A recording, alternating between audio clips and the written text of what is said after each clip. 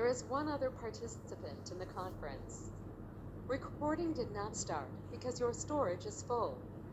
Please log in and delete recordings or purchase more storage from your account.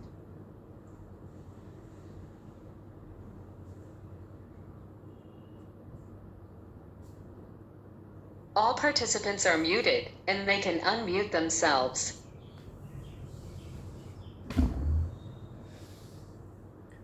ओम नमोर्यंताणं नमो सिद्धाणं नमो आर्याणं नमो वज्रायाणं नमो लोहे सवसाहुणम् मंगलम भगवान वीरो मंगलम गौतमो गणी मंगलम कुंद कुंदार्यो जैन धर्मोस्तु मंगलम ओंकार बिंदु संयुक्तम नित्यं जयन्ति योगिना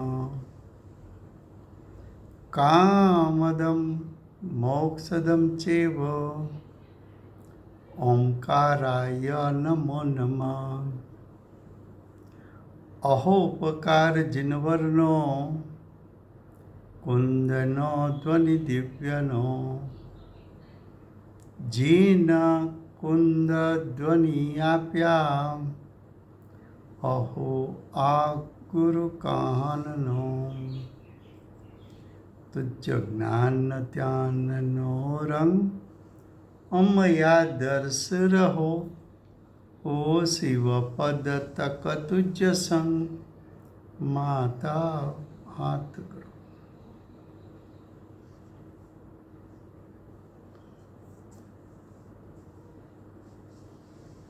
ये समयसार नाम का परम अध्यात्म शास्त्र है। भगवत कुंकुंदाचार्य देव मांगलिक करके समयसार को कहने की प्रतिज्ञा करते हैं। जो समयसार स्वरूप शुद्धात्मा उस पर जो जीव दृष्टि करेगा यानी आत्मा के शुद्ध स्वरूप का यथार्थ श्रद्धान करेगा, निर्विकल्प श्रद्धान करेगा, वो जीव को कर्ता कर्म प्रवृत्ति का नाश हो जाता है। समयसार में दूसरा अधिकार कर्ता कर्म अधिकार चलता है। कर्ता कर्म अधिकार में श्लोक 89 चलता है, पेज नंबर 225। भावार्थ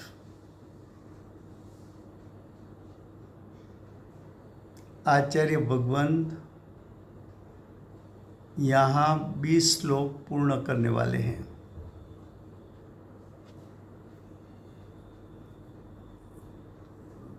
बीस श्लोक इसलिए लिखा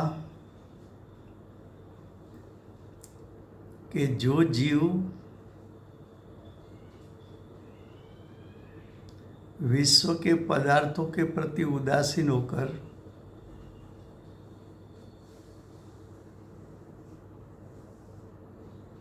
दस प्रकार के परिग्रह से भी उदासीन होकर शरीर पांच इंद्री के विषयों से भी उदासीन होकर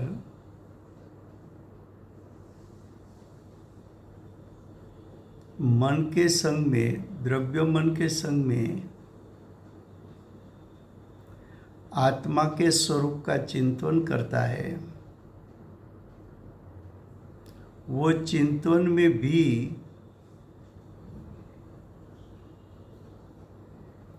व्यवहारनी का विषयों को चिंतन में से छोड़कर शुद्धनी के विषयों में चिंतन करता है,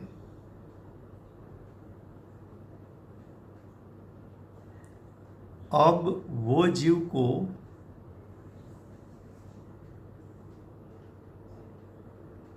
जो आत्मा का शुद्धनी स्वरूप जो शुद्धात्मा है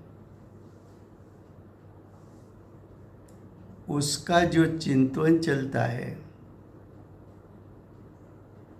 वो चिंतन को सविकल्प दशा कहा है।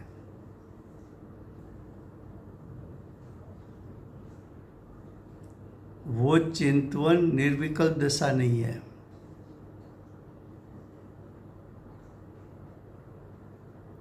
निर्विकल्प दशा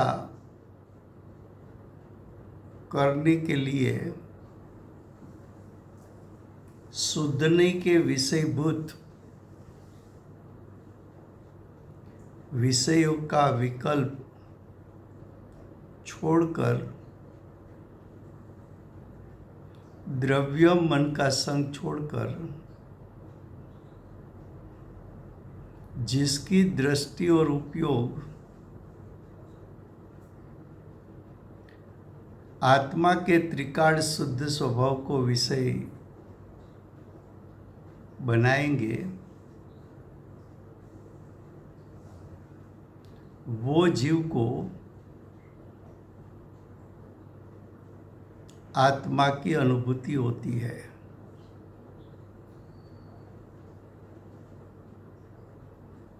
ये बात भी यथार्थ है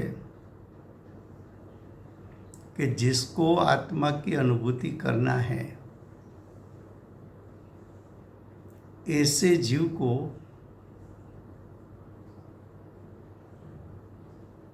प्रथम भूमिका में मैं विश्व के पदार्थों से द्रव्य क्षेत्र काल भाव से भिन्न हूँ ऐसा चिंतन होता है, रास्ते में ऐसा चिंतन आता है। 10 प्रकार के परिग्रह उससे भी मैं द्रव्य क्षेत्र काल भाव से भिन्न हूँ ऐसा विकल्प भी आता है और 10 प्रकार के परिग्रह के प्रति उदासीनता भी आती है।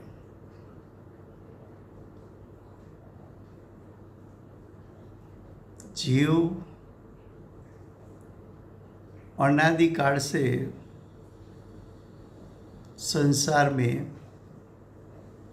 प्रत्येक भव में 5 इंद्रिय शरीर के साथ बंधा हुआ है, लेकिन ज्ञानी गुरु के उपदेश से वो जीव को ऐसा भी चिंतन चलता है कि मैं 5 इंद्रिय के विषय और शरीर उनसे भी मैं द्रव्य क्षेत्र काल भाव से भिन्न हूँ।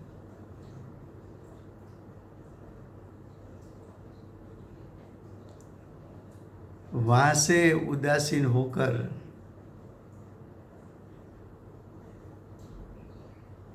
सब प्रकार के द्रव्य कर्म से भी मैं द्रव्य क्षेत्र काल भाव से भिन्न हूँ।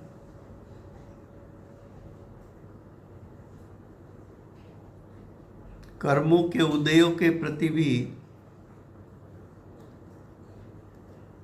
उदासीनता करनी चाहिए,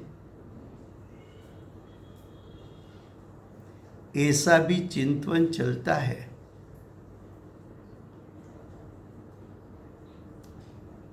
जब 5 इंद्रिय के विषयों का त्याग किया, त्याग का अर्थ है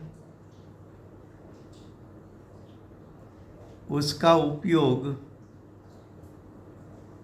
पांच इंद्रिय के माध्यम से परद्रव्य को विषय बनाता था,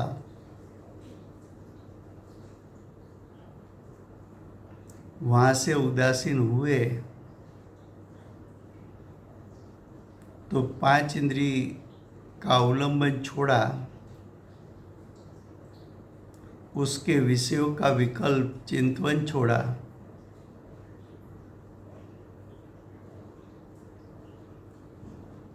चिंतन के काल में मैं गुणभेद से रहित हूं, वर्तमान विकारी पर्याय से भी मैं भिन्न हूं,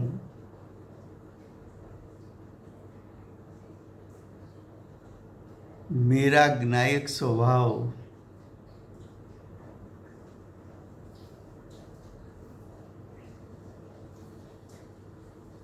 उसमें जो बद्धपना अबद्धपना,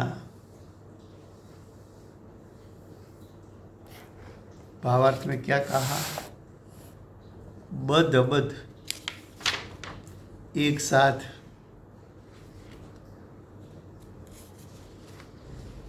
20 विषय बताया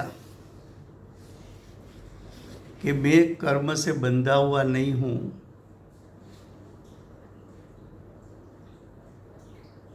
और मैं कर्म से बंधा हुआ हूं,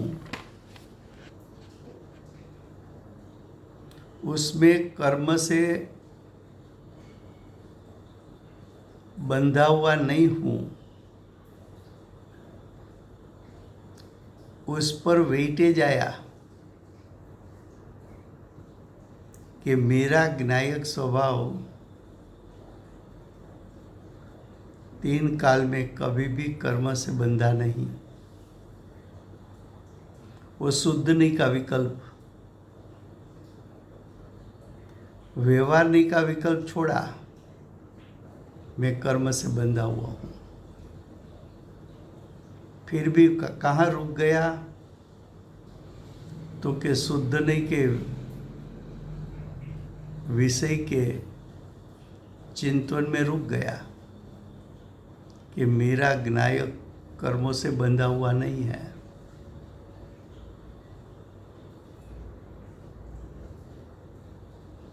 ऐसा चिंतन चला।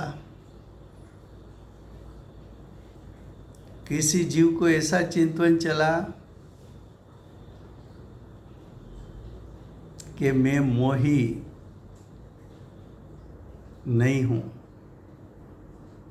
और मोही हूं, तो मैं पर्याय में, मेरी पर्याय में मोह उत्पन्न होता है, लेकिन मेरा ज्ञायक स्वभाव तो मोह से रहित है तीनों काल।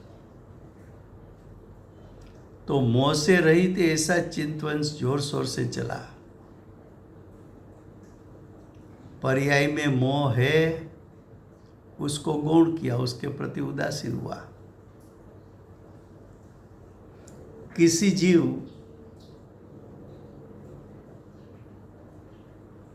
पर्याय से मैं रागी हूं और शुद्ध नहीं से मेरा ज्ञायक स्वभाव और रागी यानी तीनों काल राग रहित है, तो रागी का विकल्प छोड़कर शुद्ध नहीं के विषयभूत ज्ञायक तीनों काल स्वभाव से राग रहित है, ऐसा भी चिंतन चला। किसी को ऐसा चिंतन चला कि पर्याय में द्वेष है, लेकिन पर्याय जितना मेरा स्वरूप नहीं है।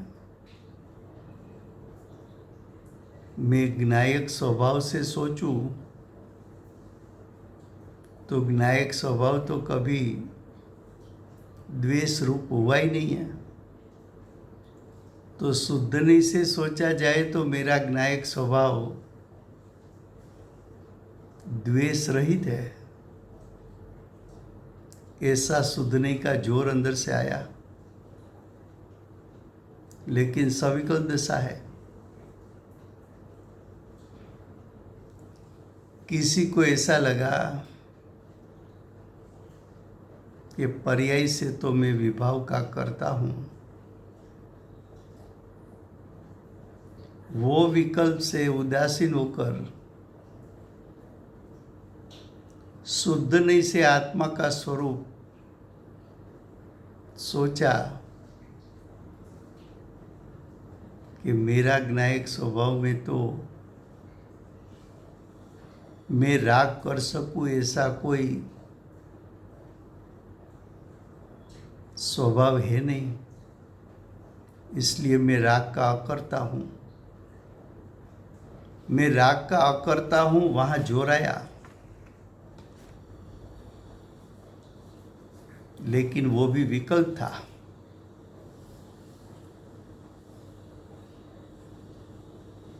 किसी को ऐसा लगा कि मैं मोह राग द्वेष का भोगता हूं पर्याय से,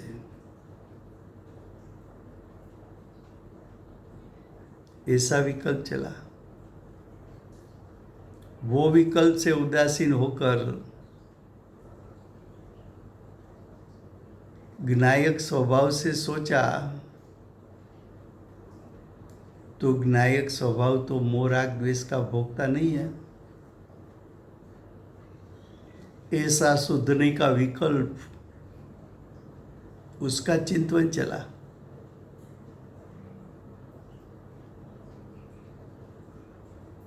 मैं जीव हूं, मैं अजीव हूं। क्या कहा? मैं जीव हूं, मैं जीव नहीं हूं। दोनों नहीं से पहले सोचा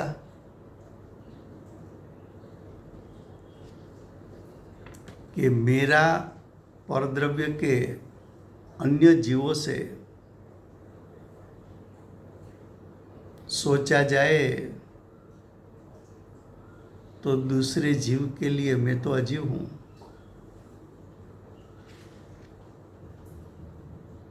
लेकिन मैं मेरी अपेक्षा से मेरे में जीवत्व शक्ति है, तो मैं स्वभाव से जीव हूं। जीवत्व शक्ति मेरे में अभेद है।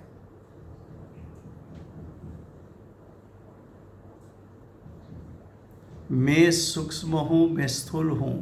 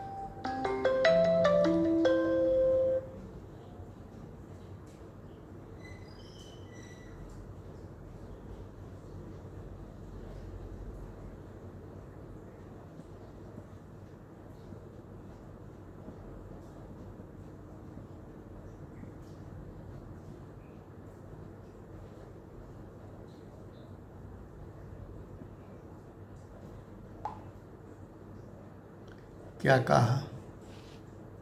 फिर से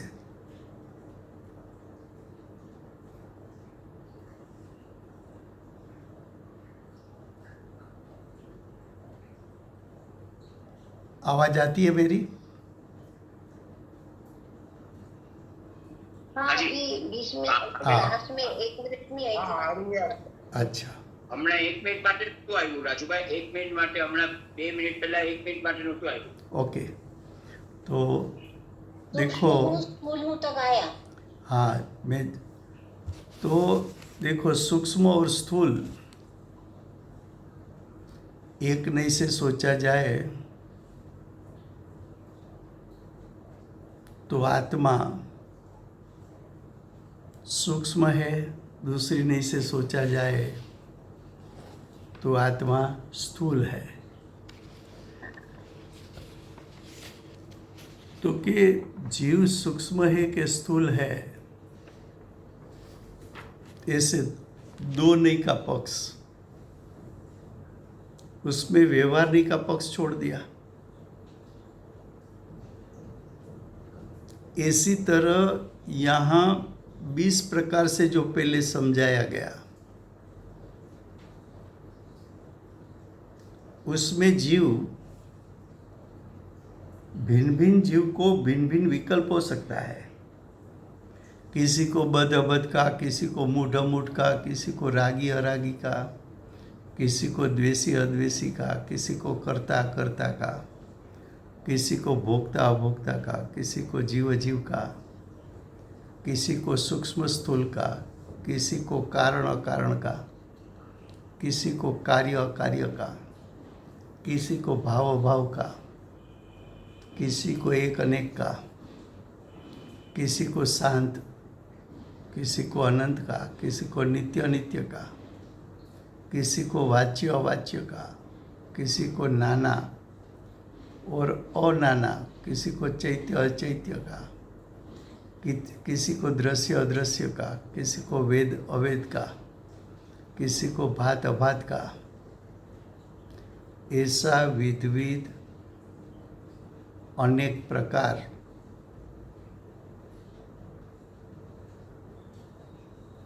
व्यवहारने का पक्ष और अनेक प्रकार शुद्धने का पक्ष। उसमें से जीव व्यवहारने का पक्ष भी छोड़कर शुद्धने के पक्ष में आया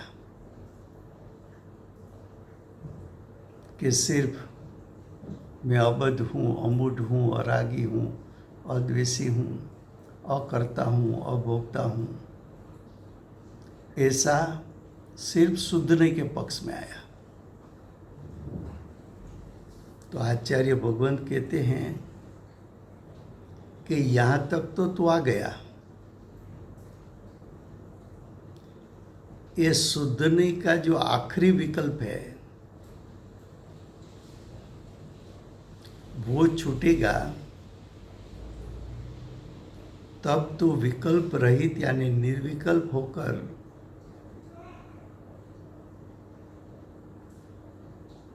आत्म स्वभाव की प्रतीति, निर्विकल्प प्रतीति, निर्विकल्प ज्ञान और आंशिक चारित्र प्रकट कर सकता है। तो आचार्य भगवान कहते हैं कि सब प्रकार के नए पक्ष के विकल्प छोड़ दे।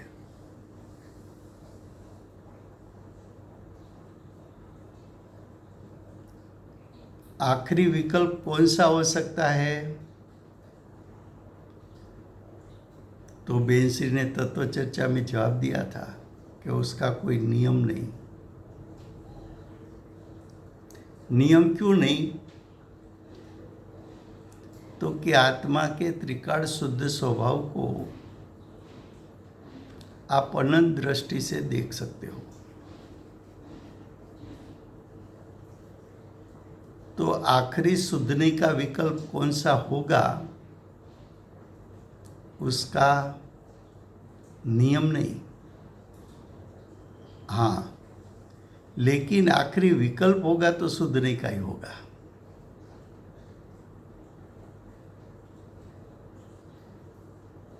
लेकिन शुद्धने के विषय कितने? तो क्या अनंत प्रकार के।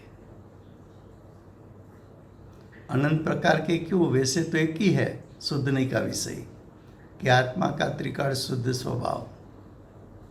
लेकिन आत्मा के त्रिकाल शुद्ध स्वभाव को आप विविध दृष्टि से उसका वर्णन कर सकते हो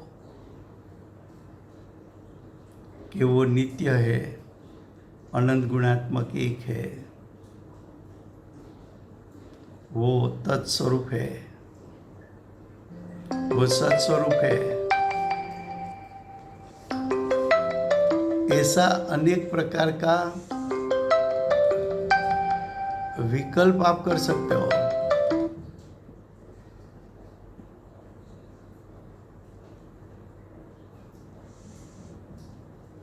लेकिन वो अनंत अनंत प्रकार का जो शुद्ध नहीं का विकल्प है, उसमें आखिरी विकल्प कोई भी हो, वो विकल्प आपको छोड़ना पड़ेगा। और वो विकल्प छूटेगा तब आपको सम्यक दर्शन ज्ञान चारित्र प्रकट होगा, उसके पहले होगा नहीं। अब ये भावार्थ में ये 20 प्रकार के व्यवहारणी के पक्ष और 20 प्रकार से शुद्ध नहीं का पक्ष बताया।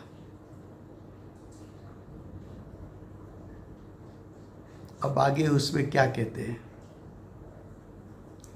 तो क्या आगे भावार्थ की चौथी लाइन में ऐसा बताया, इत्यादि नयों का पक्षपात है, इत्यादि लिखा है। ये 20 प्रकार तो आचार्य भगवत ने वर्णन किया,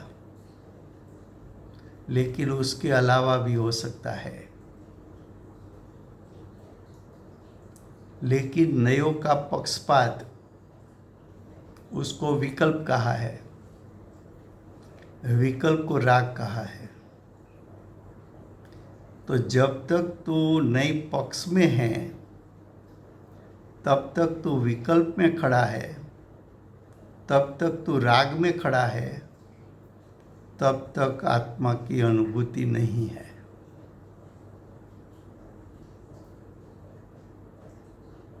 तो मुझे आत्मा की अनुभूति के लिए क्या करना पड़ेगा? तो आचार्य भगवान कहते हैं कि जो पुरुष यानी आत्मा, यहाँ पुरुष का अर्थ है जिस आत्मा को आत्मा की अनुभूति करना है, ऐसा आत्मा नयों का कथन अनुसार, नयों का कथन विकल्प से हुआ, द्रव्य मन के संग में हुआ, तो नयों का कथन अनुसार यथा योग्य विविक्षा पूर्वक तत्व को, तत्व का अर्थ है वस्तु स्वरूप को,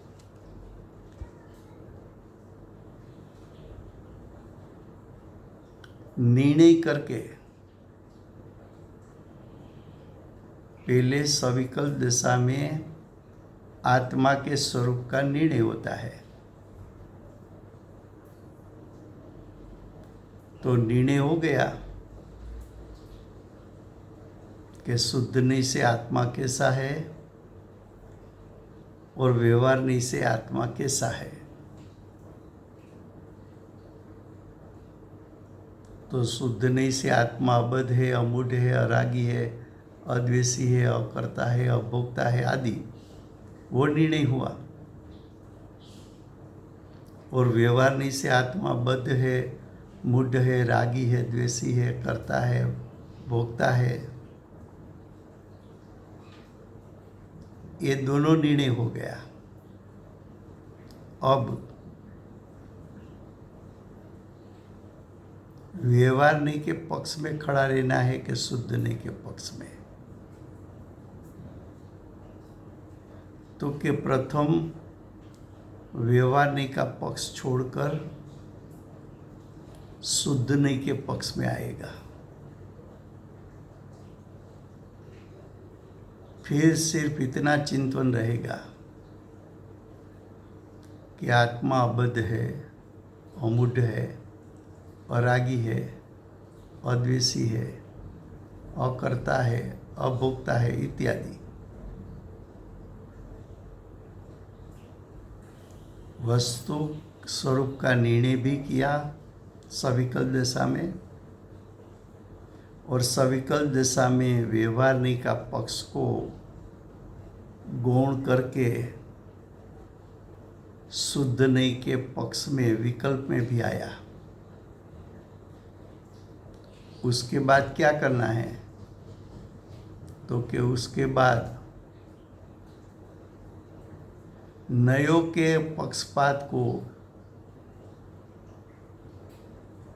त्यागते हैं, छोड़ते हैं। तो शुद्ध नहीं का जो विकल्प है उसको छोड़ता है, उसको त्यागता है। शुद्ध नहीं के विकल्प से विराम पाता है, विश्रांति पाता है। वो पुरुष को, वो आत्मा को, चित्त स्वरूप जीव को, चित्त स्वरूप यानी ज्ञान दर्शनमय स्वभावी जीव,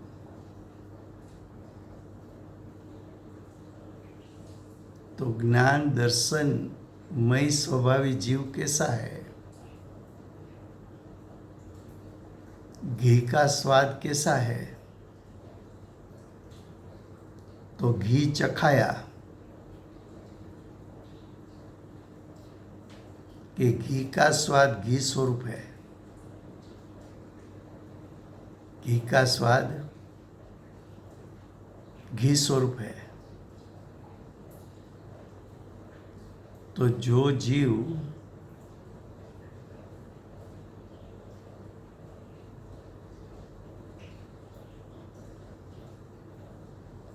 शुद्ध नहीं के विषयभूत जीव का जो स्वरूप है उसका विकल्प छोड़कर दृष्टि और उपयोग को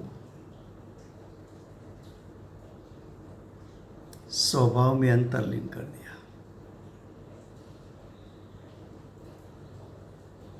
विकल्प छूट गया।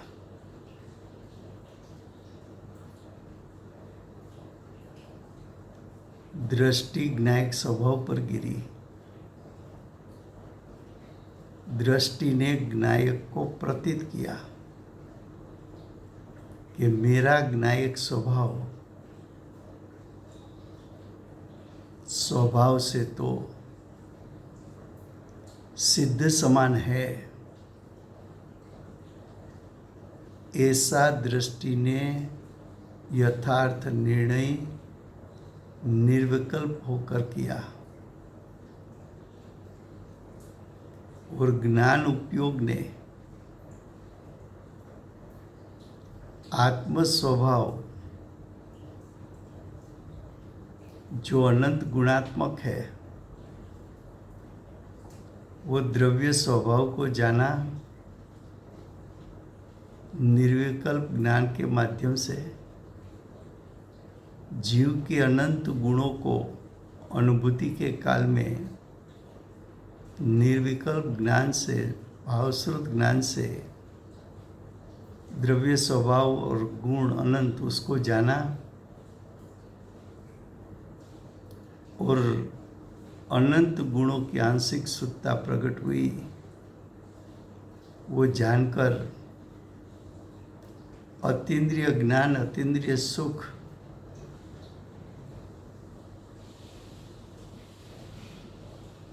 उसका रसास्वाद कैसा है उसको भी जाना। तो जो जीव सब प्रकार के नई को अतिक्रांत होकर यानी सब नई के विकल्प का त्याग करके, अतिक्रांत यानी त्याग करना विकल्प का, अतिक्रांत यानी छोड़ना, तो सभी विकल्पों को छोड़कर मन का संग छोड़कर दृष्टि उपयोग ने ज्ञायक स्वभाव का अवलंबन लिया, तब जीव को आत्मा की अनुभूति होती है। तब उसको मैं ज्ञान दर्शन स्वभावी हूँ ऐसी प्रतीति और ऐसा ज्ञान हो जाना, उसको आचार्य भगवान कहते हैं कि ऐसे जीव को सम्यक दर्शन ज्ञान आदि अनंत गुणों की शुद्धता प्रकट हुई। उसी समय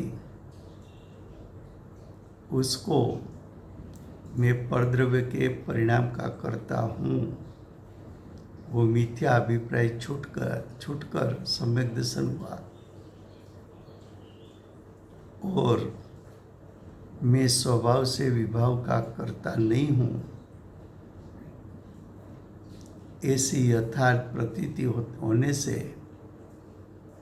मैं विभाव का करता हूँ ऐसा विपरीत अभिप्राय भी उसको छूट जाता है, तो कर्ता कर्म प्रवृत्ति छूट जाती है।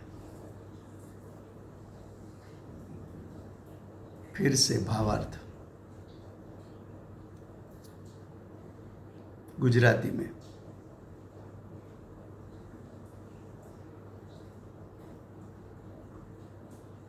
कर्ता कर्म अधिकार, श्लोक 89, पेज 225, भावार्थ। आचार्य भगवंत નય પક્ષ માટે 20 શ્લોકની રચના કરે છે। 20 શ્લોકમાં આચાર્ય ભગવંત બંને નયનું કથન કરે છે। વ્યવહાર નયનું પણ કથન કરે છે, શુદ્ધ નયનું પણ કથન કરે છે। શુદ્ધ નયનું કથન આત્માના સ્વભાવને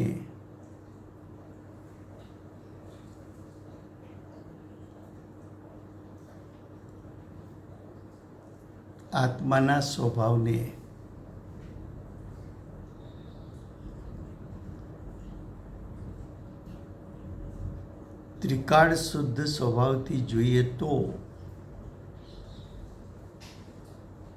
આત્માનો ત્રિકાળ શુદ્ધ સ્વભાવ કેવો છે? તો કે આત્માનો ત્રિકાળ શુદ્ધ સ્વભાવ ત્રણેય કાળ અબદ્ધ છે, અમૂઢ છે, અરાગી છે, અદ્વેષી છે, અકર્તા છે, અભોક્તા છે, એવા 20 કથન કર્યા। અને આત્માને વ્યવહાર નહીંથી જોઈએ તો એટલે કે આત્માને એના પર્યાય ભેદથી જોઈએ તો એના માટે 20 કથન કર્યા। આત્મા કર્મથી બંધાયેલો છે, આત્મા મૂઢ એટલે મિથ્યા દ્રષ્ટિ એટલે મોહી છે, આત્મા રાગી છે, આત્મા દ્વેષી છે, આત્મા વિભાવ પરિણામનો કર્તા છે, આત્મા વિભાવ પરિણામનો ભોગતા છે, એવા પર્યાયથી 20 કથન કર્યા।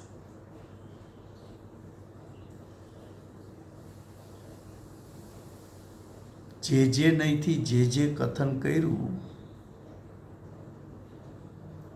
એવું સ્વરૂપ આત્માનું છે ખરું,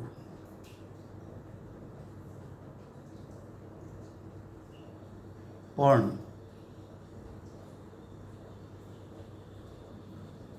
તારું પ્રયોજન સમ્યક દર્શન પ્રાપ્તિ કરવાનું છે.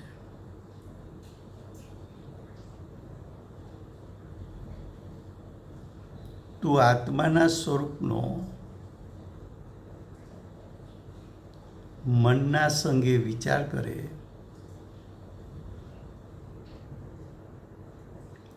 એ વિચાર, એ ચિંતન વ્યવહાર નહીંનું હોય તો તું ભેદનું ચિંતન કરે છે. અને ભેદના ચિંતનને તો પહેલેથી જ આચાર્ય ભગવાન છોડાવતા આવ્યા છે.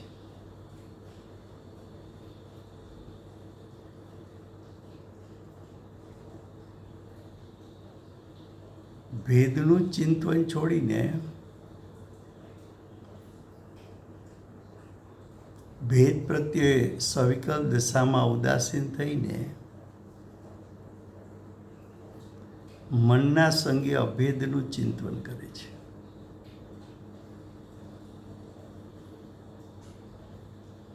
મારો જ્ઞાયક સ્વભાવ કર્મથી બંધાયેલો નથી. મારો જ્ઞાયક સ્વભાવથી મોહી નથી. મારો જ્ઞાયક સ્વભાવથી રાગી નથી, દ્વેષી નથી. મારો જ્ઞાયક સ્વભાવ વિભાવનો કરતા નથી. મારો જ્ઞાયક સ્વભાવ વિભાવનો ભોગતા નથી. એવું શુદ્ધ નહીંના વિકલ્પથી ચિંતન કર્યું. વ્યવહાર નહીંનો પક્ષ છોડ્યો તો શુદ્ધ નહીંના પક્ષમાં આવ્યો. ત્યારે આચાર્ય ભગવાન એમ કહે છે કે જ્ઞાયકનું સ્વરૂપ તો અનેકાંત છે.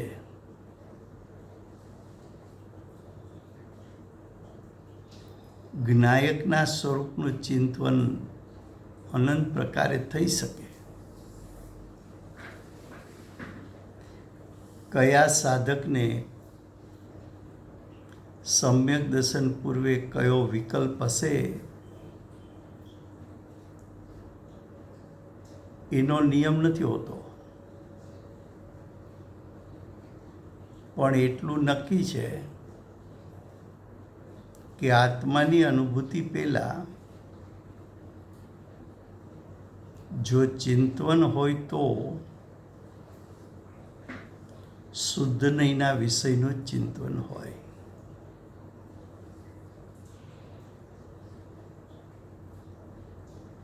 એ શુદ્ધ નહીંના વિષયનું ચિંતનના પ્રકાર અનેક છે.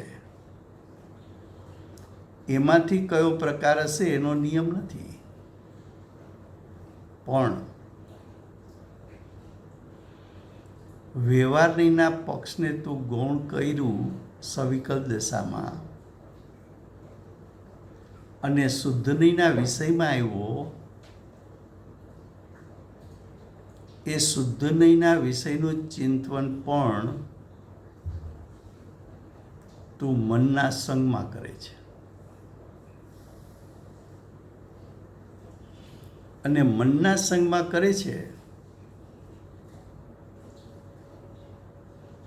એ છે તો સવિકલ દશા.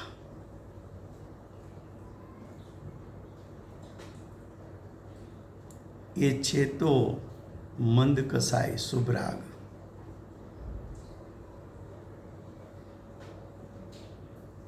હવે મંદ કસાય છૂટે, એ વિકલ્પ છૂટે તો નિર્વિકલ્પ થવાય.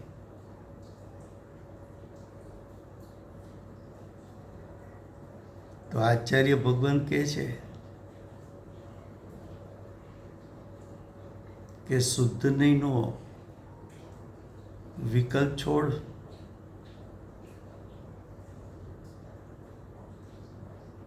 જ્ઞાયકનો શુદ્ધ સ્વરૂપ એનો મહિમા એવો વધાર કે વિકલ્પ છૂટી જાય અને તું જ્ઞાયકમય તારા પરિણામ થઈ જાય.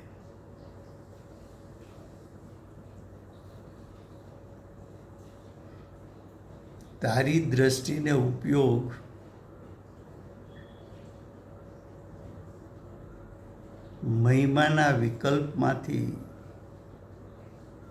મહિમાના વિકલ્પને છોડાવીને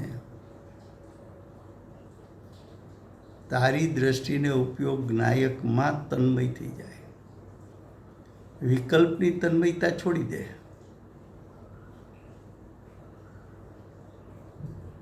જે સમયે તારી દ્રષ્ટિને ઉપયોગ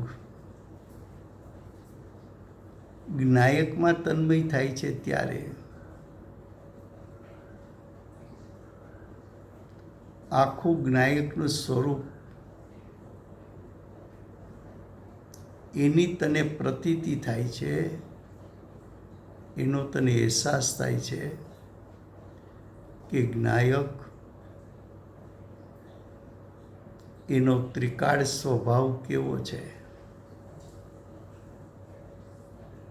એ પ્રથમ પ્રતીતિ, પ્રથમ સમ્યક દર્શન થશે ત્યારે જ તને પ્રતીતિમાં આવી જશે કે મારો જ્ઞાયક સ્વભાવ સિદ્ધ સમાન છે, એટલે કે સિદ્ધને જે પરિપૂર્ણ શુદ્ધ સ્વરૂપ પ્રગટ થયું છે એવું શુદ્ધ સ્વરૂપ શક્તિ રૂપે મારા જ્ઞાયકમાં ત્રિકાળ ભરચક ભરેલું છે. સાદી અનંતકાળ સિદ્ધ પર્યાય પ્રગટ થશે પણ મારા શક્તિરૂપ સામર્થ્યમાં એક અંશ માત્ર પણ વધઘટ નહીં થાય.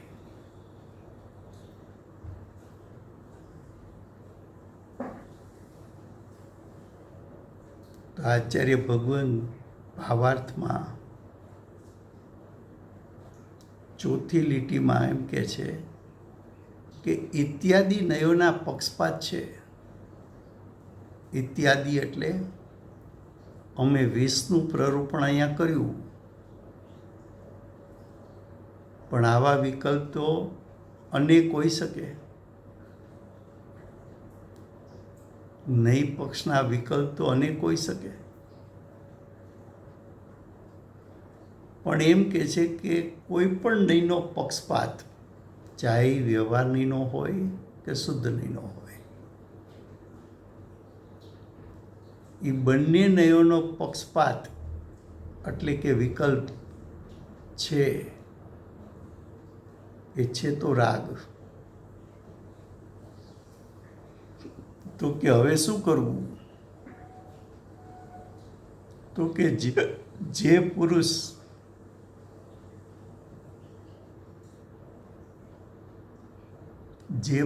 એટલે જે જીવને નઈ પક્ષ છોડીને સમ્યક દર્શન પ્રાપ્ત કરવું છે એવો જીવ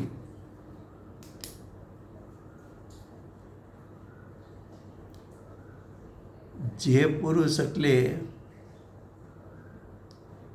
સમ્યક દર્શનનો ઈચ્છુક,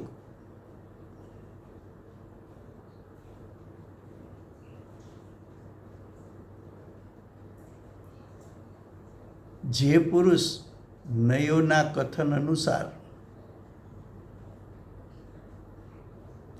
યથાયોગ્ય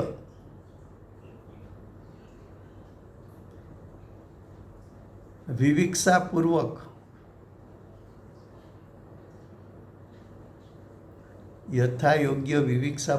એટલે શુદ્ધ નયની એક વિવિક્ષા, વ્યવહાર નયની બીજી વિવિક્ષા,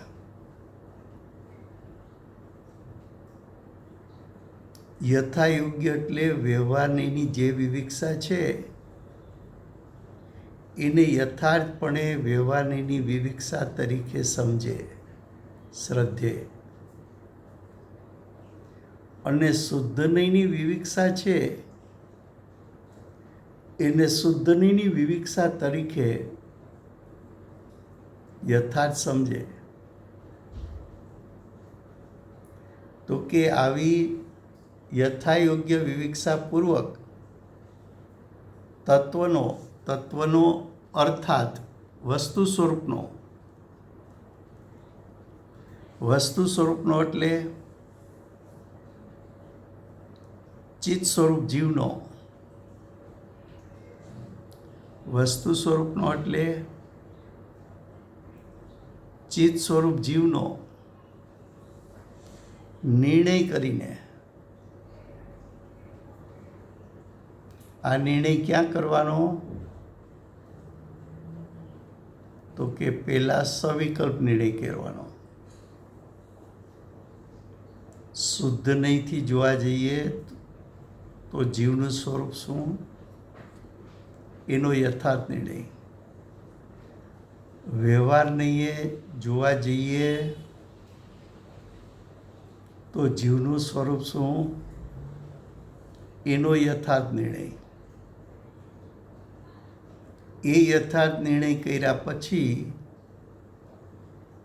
વ્યવહારનીનો વિષય ગૌણ કરવા જેવો છે,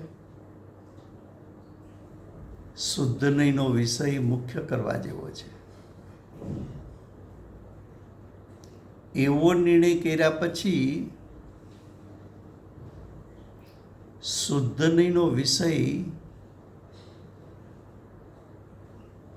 ચિંતન કરવા જેવો રાખવો કે અનુભૂતિ કરવી.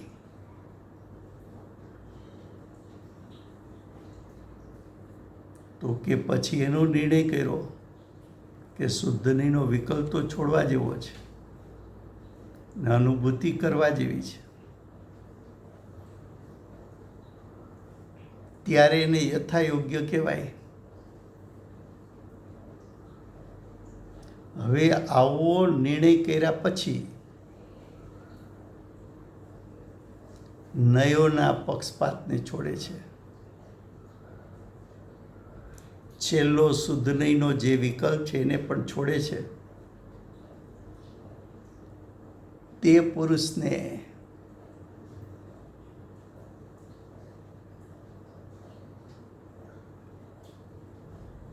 એટલે કે સમ્યક સન્મુખ જીવને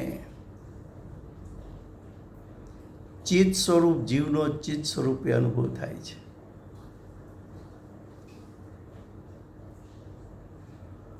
હું જ્ઞાન દર્શનમય સ્વભાવી છું. હું એક શુદ્ધ સદા અરૂપી જ્ઞાન દર્શનમય એ મારું સ્વરૂપ છે એવું પ્રતીતિમાં લીધું તો સમ્યક દર્શન.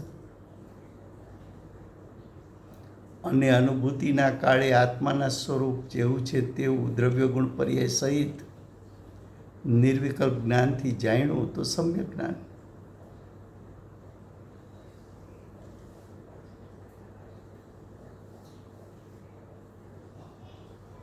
તો કે છે નયોના પક્ષપાતને છોડે છે. તે પુરુષને ચિત્ત સ્વરૂપ જીવનો ચિત્ત સ્વરૂપે જ અનુભવ થાય છે.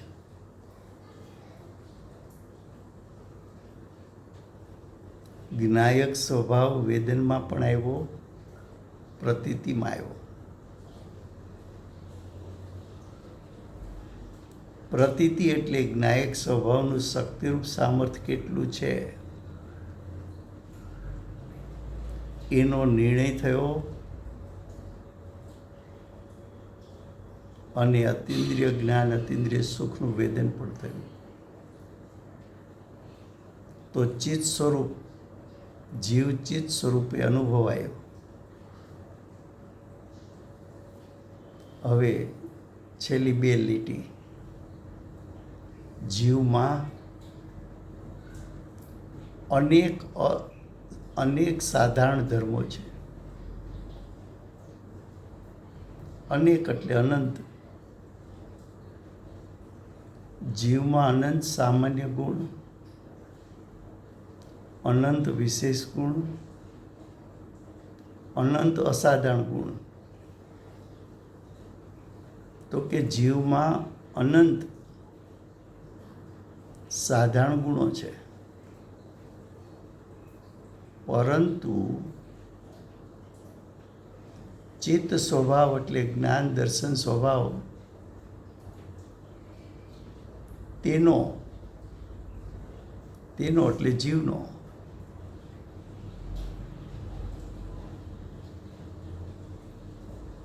પ્રગટ અનુભવ ગોચર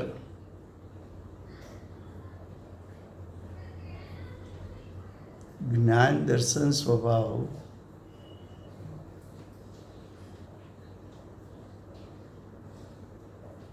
વેદનયુક્ત છે. અનુભવ ગોચર જાણવું દેખવું,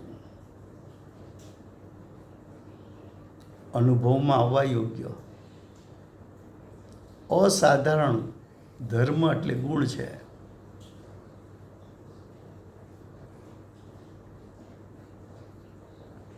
તેથી પેલા કહ્યું હતું કે આત્માના અનંત ગુણોમાંથી જ્ઞાન અને સુખ બે વેદનયુક્ત છે. માટે જ્ઞાન અને સુખ દ્વારા આત્મા જાણવો સહેલો પડે. એ વાત આચાર્ય ભગવંત અહીં કરે છે કે જ્ઞાન દર્શન અસાધારણ ગુણ છે. તેથી તેને મુખ્ય કરીને એટલે જ્ઞાન દર્શન ગુણને મુખ્ય કરીને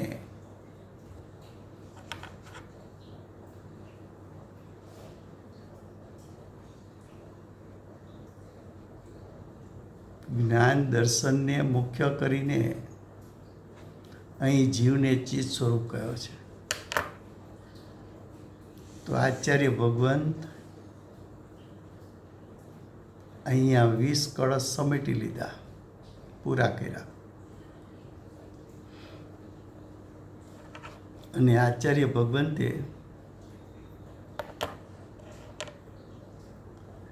સર્વ પ્રકારના નય પક્ષને છોડાવીને આત્માની અનુભૂતિ કરવા જેવી છે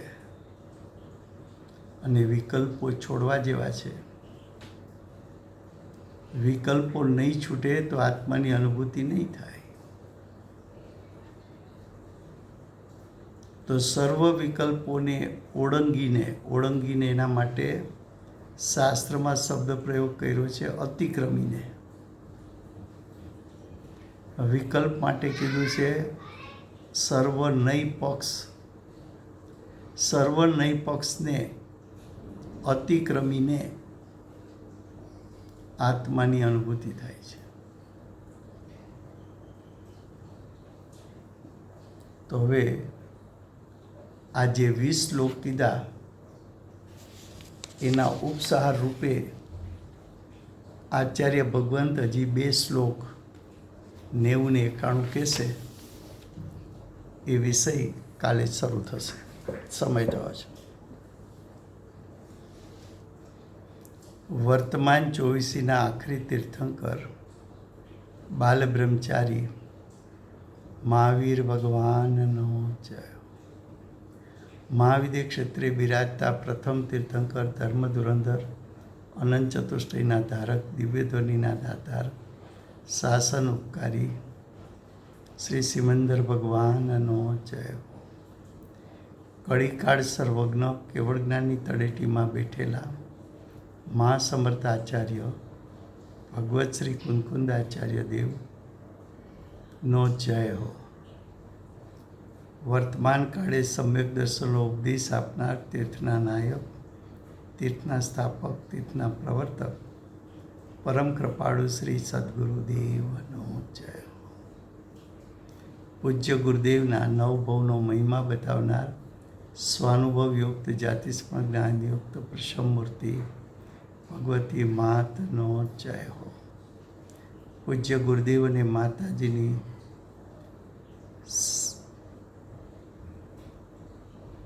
સાધના ભૂમિ સુવર્ણપુરી ધામનો જય હો. સુવર્ણપુરી ધામમાં બિરાજતા સર્વે દેવશાસ્ત્ર ગુરુ ધર્મનો જય હો. વર્તમાન ગુરુ અને ભવિષ્યના તીર્થંકર શ્રી સૂર્યકીર્તિ ભગવાનનો જય હો. શ્રી સૂર્યકીર્તિ ભગવાનના સમવસરણના મુખ્ય ગણધર દેવેન્દ્ર કીર્તિનાથ ભગવાનનો જય હો. પરમ દિગંબર જૈન ધર્મનો જય હો.